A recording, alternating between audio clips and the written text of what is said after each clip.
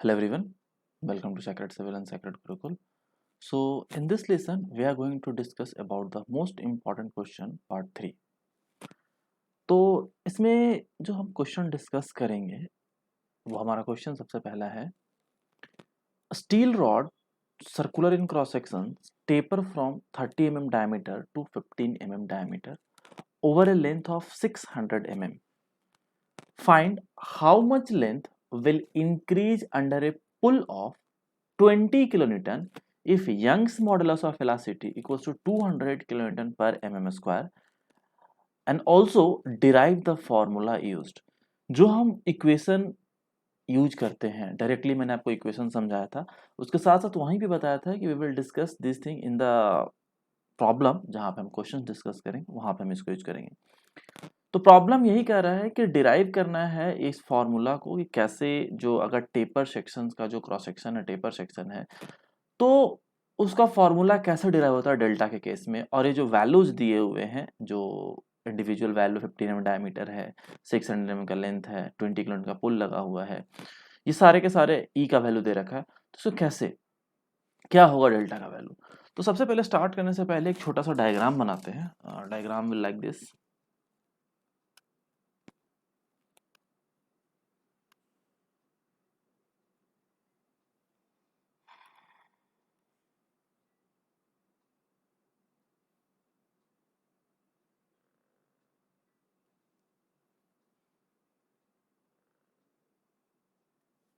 ठीक है,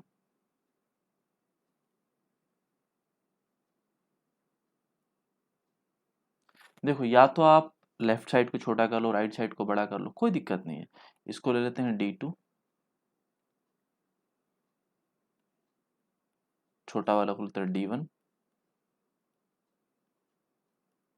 एक का डायमीटर D1 हो गया दूसरे का डायमीटर D2 हो गया। Got it. टोटल लेंथ जो हमने लिया वो हमने L लेंथ ले लिया। अब यहाँ पे कोई एक छोटा सा एलिमेंट स्मॉल एलिमेंट कट करते हैं। ठीक है, this is the small element.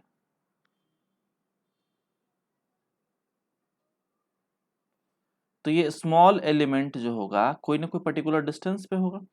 तो this is at a distance of x from the smaller sections. कहाँ से? At a distance of x from smaller sections. Okay, तो ये जो डिस्टेंस है that is what, this is the dx लेते हैं, इसको क्या ले लेंगे dx।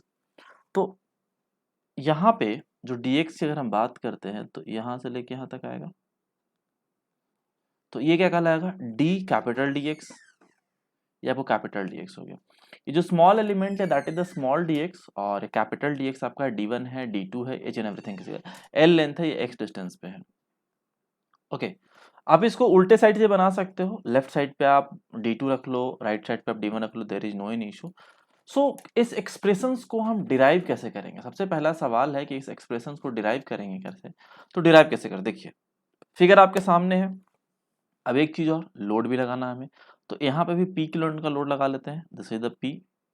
और इस साइड से भी p दिखा देते हैं, दिस इज द p। तो ये आपको p किलो न्यूटन का लोड लगा हुआ है, टेपर्ड सेक्शन है, d1 से d2 डायमीटर आपको वेरी कर रहा है। At a distance of x we can take at a dx and small element is the small dx and the total length is the l। This is all about the tapered circular section. Tapered rectangular section भी बताया था, तो taper circular की बात करते हैं। तो for deriving the expression for deriving the expression of elongation of tapered beam, elongation of tapered beam, we assume that we assume length of the tapered beam, we assume length of beam is L, comma small dia D1, large dia D2,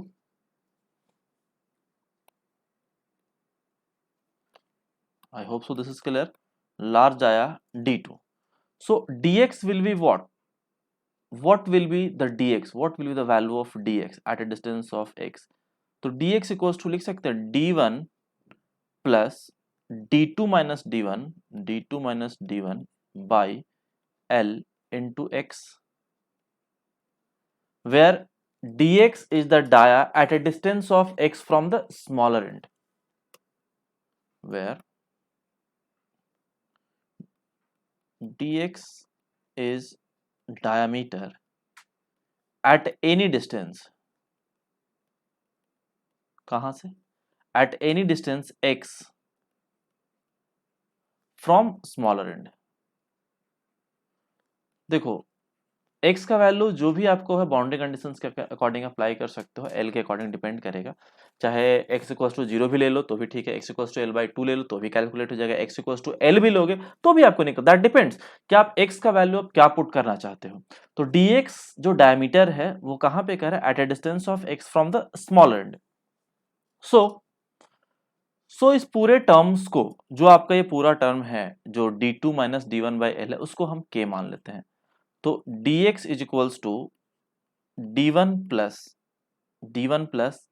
k into X. Got it? ये equations आ गया, where k बराबर क्या हो जाएगा? d2 minus d1/l। This is one more term where k equals to d2 minus d1/l. तो I hope so this is clear. So change in length of element length, change in length of element length क्या है? dx। ये जो छोटू सा element लिया है आपने, क्या लिया है? dx लिया है। तो change in length of element length dx equals to d times of the delta l. तो just write it as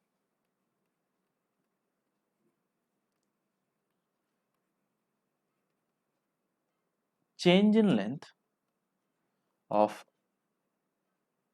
element of length dx क्या हो जाएगा आपको? d times of the delta l।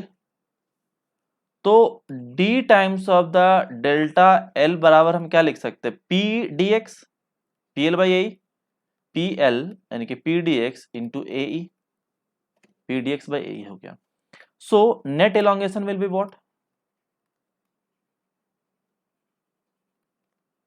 So net elongation की अगर हम बात करें तो विल जस्ट इंटीग्रेट। तो इंटीग्रेट करने के लिए क्या करते हैं? Integration of d times of the delta l बराबर 0 से लेके l तक लिमिट लग जाएगा p dx बाई ए। ठीक है, तो p dx बाई ए, तो एरिया इक्वल्स टू क्या लिखेंगे हम? एरिया के बराबर फॉर्मेट में क्या चेंज करेंगे ये देखिए। So just write it as 0 से l लिमिट, p तो p रहेगा, dx तो dx ही रहेगा, area pi D square by 4 होता है, तो पाई बाई 4 d के जगह क्या लिखोगे? d1 प्लस के एक्स का स्क्वायर होल स्क्वायर इंटू ई, ये लिखेंगे ना।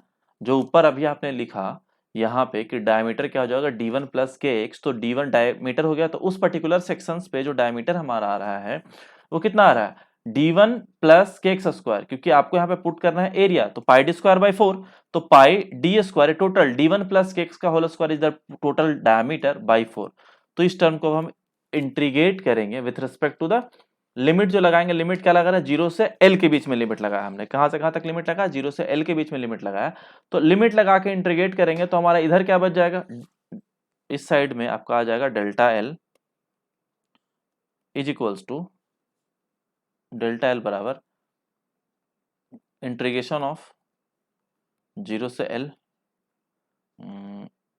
4 टाइम्स ऑफ, एक बार इसको रिपीट कर देते हैं, 4 times of the P D X by pi into d1 plus k x का होल स्क्वायर इंटू ई।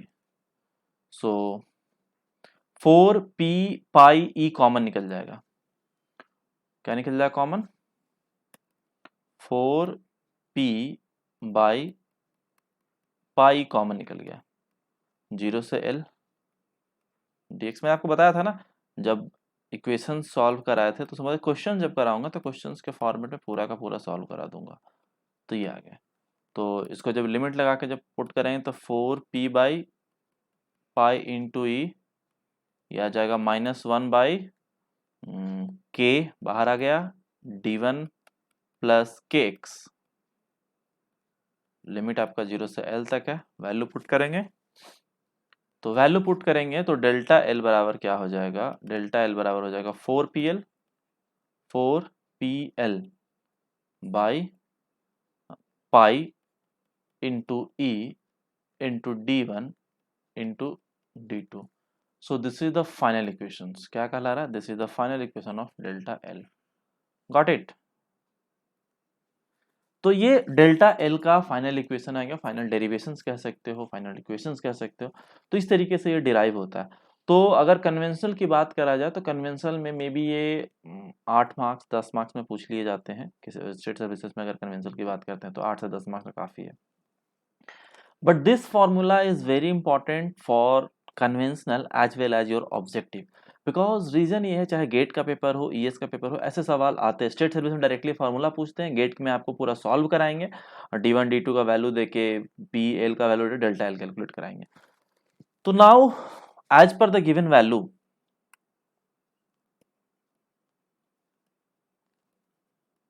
एज पर गिवन वैल्यूज क्या कहला रहा है, as per the given values P का वैल्यू दे रखा था आपको 20 किलो न्यूटन पहला। तो आपको जैसे कि बता रखा है कि जो भी यूनिट्स होगा वो एक में लेके चलोगे, या तो न्यूटन में लेके चलोगे या किलो न्यूटन में लेके चलोगे। आपको D1 छोटू वाला था, D2 बड़ा वाला था, L आपका दिया हुआ था 600 mm। D1 D2 चेक कर लेते हैं, E भी दे रखा था। तो बस वैल्यू कैलकुलेट करना, देखिए 30 mm 15 mm, यानी कि D1 equals to 15 mm, D2 equals to 30 mm। ये आपका हो गया D1, ये आपका हो गया D2 एंड ये आपका हो गया L, ये आपका हो गया E, और कुछ बचा, ये आपको हो गया P। आ जाइए क्वेश्चंस पे। D1 आपका हो गया 15 mm, D2 30 mm, E आपका 200 किलो न्यूटन पर mm स्क्वायर है। तो इसको कर लेते हैं 200 इंटू 10⁻³ न्यूटन पर mm स्क्वायर, या 2 इंटू 10⁻5 भी लिख सकते हो, 2 इंटू 10⁻5 न्यूटन पर mm स्क्वायर, कोई भी चीज़ है, कोई दिक्कत नहीं है, दोनों एक ही चीज़ है। So delta l will be what, तो just find out the delta l value, put the value here.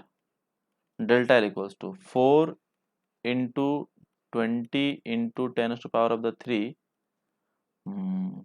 Into l value is the 600 by pi into e कितना है 2 into 10⁻5 into D1 is the 15 into 30 is equals to, value solve कर लिया, आपका answer आ जाएगा mm में। तो just calculate the value, साथ साथ कैलकुलेट करिए आप भी। 4 into 20 into 10⁻³ into 600 by pi into 2 into 10⁻5 into 15 into 30, यार 0.169765। Got it, 0.169765 mm। Okay, so this is the final answer of delta. क्या हो जाएगा, ये फाइनल आंसर हो गया आपका। तो ये है, आपको डेल्टा एल कैलकुलेट करने के लिए बोला, आपने डेल्टा एल कैलकुलेट किया, आपको डिराइव करने के लिए बोला, आपने डिराइव किया, वही ऊपर वाला फार्मूला यूज किया, कोई नया फार्मूला नहीं है, यही फार्मूला 4PL/पाई D1 D2, इसी फार्मूला को यहाँ पुट कर दिया, आंसर आएगा 0.1967। ऐसे क्वेश्चन आपके ऑब्जेक्टिव में आते हैं, इस बात का आपको ध्यान रखना है। इस तरीके से ये सवाल आपका कंप्लीट हो गया। अगले सवाल की तरफ बढ़ते हैं। नेक्स्ट सवाल,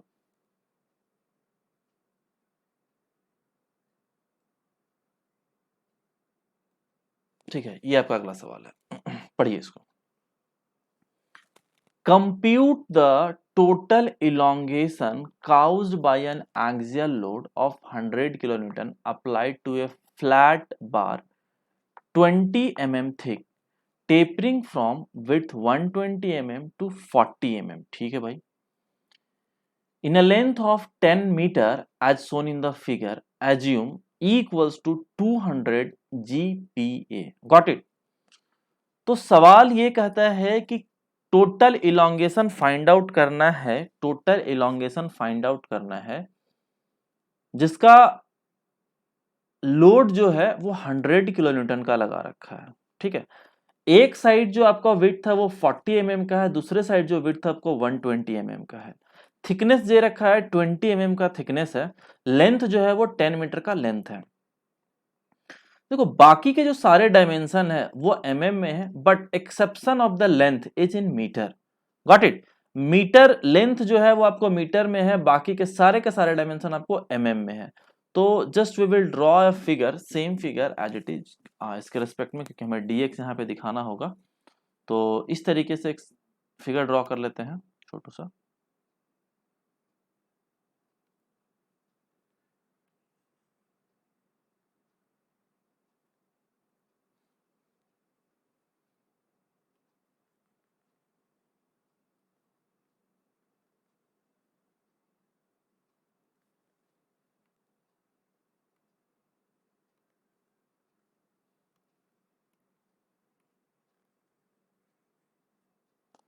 तो ये कुछ टेपर्ड बार हो गया सर। ठीक है, अब इस टेपर्ड बार के बाद हमारे पास एक साइड कितना 40 और दूसरे साइड कितना है आपको 120।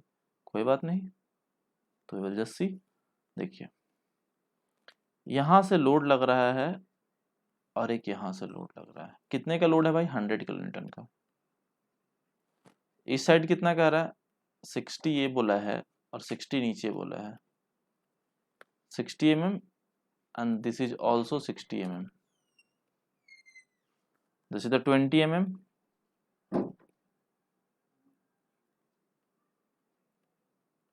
and this is also 20 mm.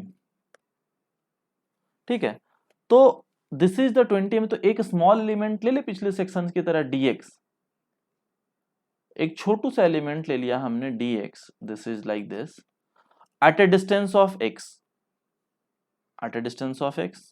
जैसे पिछले वाले केस में क्या था, small distance at a distance of x हमने लिया था, तो same to same this is the distance is the dx। ठीक है, सो 120 हो गया इधर विड्थ, इधर 40 mm का विड्थ है, ये 100 किलो न्यूटन। और कुछ बचा नहीं। तो T इज इक्वल्स टू कितना दे रखा है 20 mm। अब हमारे पास क्वेश्चन आ रहा है, हमारे इस डायग्राम पे आ गया क्वेश्चन ए से लेकर जेड तक।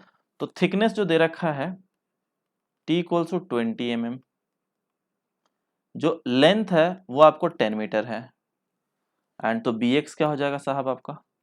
bx इक्वल्स टू हो जाएगा 40 plus 120 minus 40, 120 minus 40 by L यानी कि 10 मीटर इनटू x। जहां कि आप देखो ध्यान से कि 120 is in mm and length is in the metre, तो x is in the metre and bx is in the mm।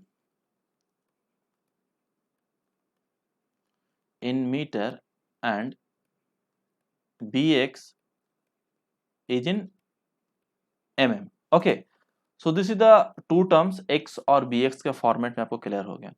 सो क्या हम इसको इस तरीके से भी लिख सकते हैं कि bx is equals to 40 plus 8x। Very simple, 40 plus 8x। अगर हम डी डेल्टा निकालते हैं तो डी डेल्टा बराबर क्या हो जाएगा? D delta is equals to P D X by 40 plus 8x bracket close into T into, because this is the a ना, लेंथ इंटू थिकनेस, यानी मतलब विड्थ इंटू थिकनेस हो जाएगा, एरिया निकालेगा डी डेल्टा है केस में। So delta बराबर क्या हो जाएगा? इंटीग्रेशन ऑफ 0 से लेकर 10 तक, 10 मीटर के लिए कर रहे हैं, तो P बाई टी तो कॉमन आ गया। ठीक है, इनटू ये हो जाएगा 1 by 40 plus 8x into D x. तो बिल्कुल सही है, तो इसको इंटीग्रेट कर दे अगर हम, तो P बाई टी बाहर निकल गया, तो ये इंटीग्रेशन में क्या हो जाएगा? लॉग यानी ln 40 plus 8x by 8। Limit क्या है आपको? 0 से लेकर 10 तक, when you apply the limit, तो 8 तो आपको बाहर आ गया, तो p times of the 8 te common term, okay got it, 8 times of the p common term हो गया, ये हो जाएगा ln 10, आपको x इक्वल्स टू 10 पुट करेंगे, आपको 120/40, तो ये आपके टर्म्स आ गए यहाँ पे, ठीक है। तो p/8t ln 120/40 ये टर्म आ गया। जब इसको 120/3 आ जाएगा तो इसको हम ये भी लिख सकते हैं कि p/8te log base e of 3, log base e of 3 by 8t तो है ही आपका। सो p इक्वल्स टू कितना है आपको, अब ये आपका तो सॉल्व हो गया। p इक्वल्स टू कितना है, देखिए p आपका था 100 kilo newton into 10⁻³ into log base e 3 by 8 into 20 into 2 into 10⁻⁵ newton per m square, and this will come in the metre. So जब इसको सॉल्व करेंगे, या फिर दूसरा एक और जो फॉर्मूला बताया था उस फॉर्मूले से भी आप डायरेक्टली डिराइव करके निकाल सकते हो, डायरेक्टली फॉर्मूला पुट करके निकाल सकते हो।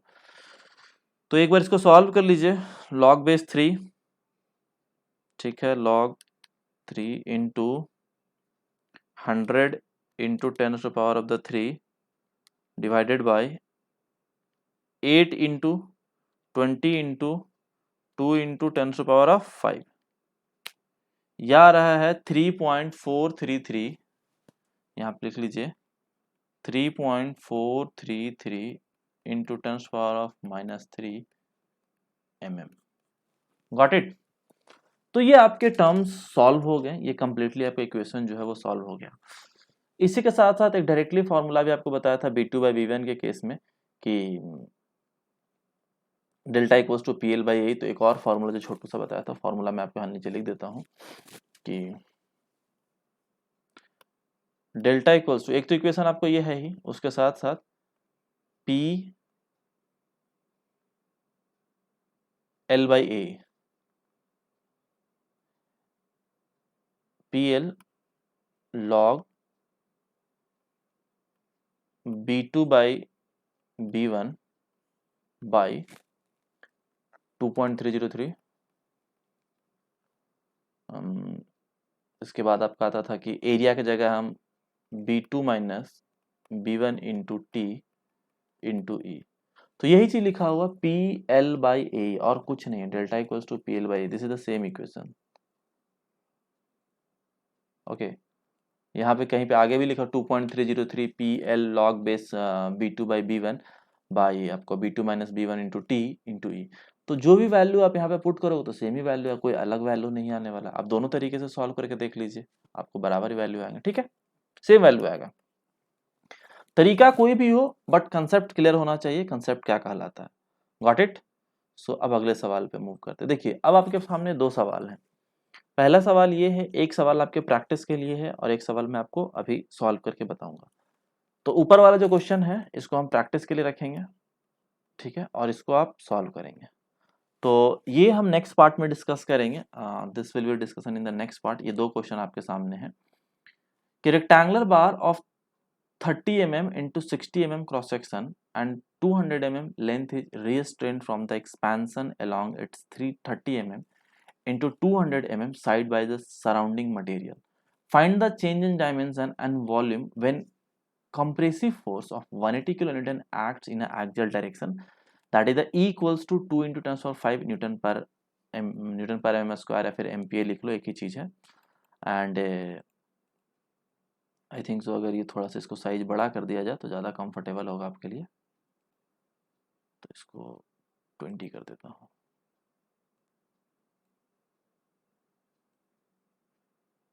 ठीक है।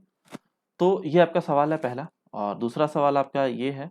तो इन दोनों को आप ध्यान से पढ़िए, ध्यान से पढ़ने के बाद अगर आपको कहीं पे अगले क्लास में तो मैं डिस्कस करूंगा ही करूंगा, लेकिन उससे पहले एक बार आप ट्राई करेंगे। ट्राई करने का मतलब ये है कि आप समझेंगे चीज़ों को, क्या आपसे क्वेश्चंस बन रहा है नहीं बन रहा है।